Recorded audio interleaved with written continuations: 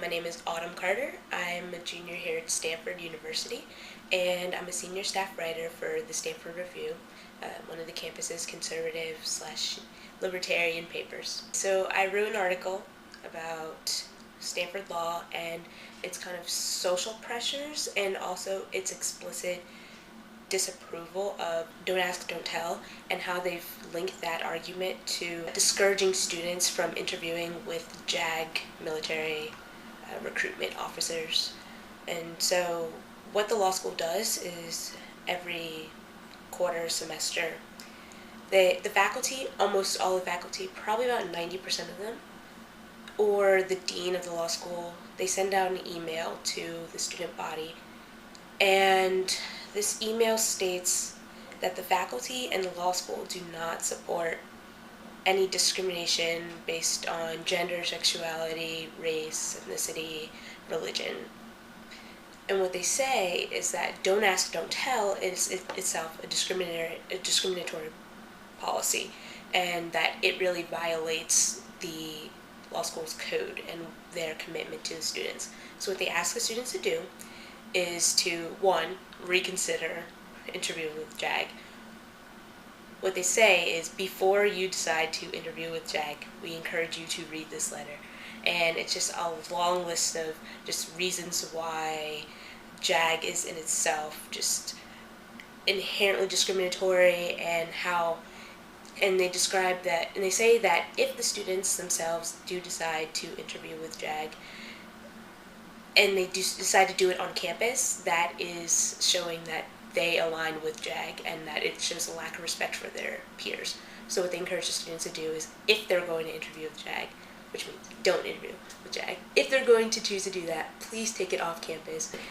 When you have 90% of your law school faculty, the people that you interact with every day, the people who will be writing your letters, the people who will influence your career, these big names, these great thinkers in the legal field, when you have most of these professors signing a petition asking you to not support a recruitment an employer, it is significantly less likely that you will be willing to do that. One person did end up showing up for the informational interviews, and his name was posted on a list in an interview time slot, with his name and next to JAG, and then an asterisk, and then at the bottom it said, this employer is a known discriminator, and next to the sign-up sheet there were just posters like, don't ask, don't tell, it's a discriminatory process, the law school does not support any discriminatory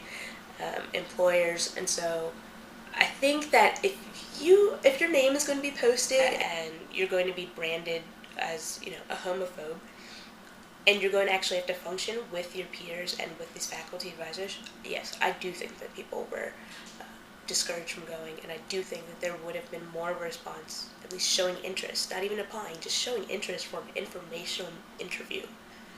I think there would have been more of a turnout.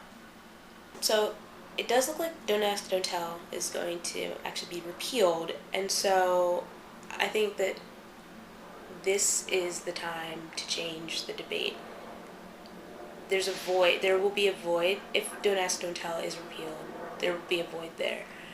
All of a sudden, the university will lose the rationale that they've used for the past 14 years. This rationale of don't ask, don't tell it's a discriminatory policy. Okay, well, it's going to be repealed. So what do?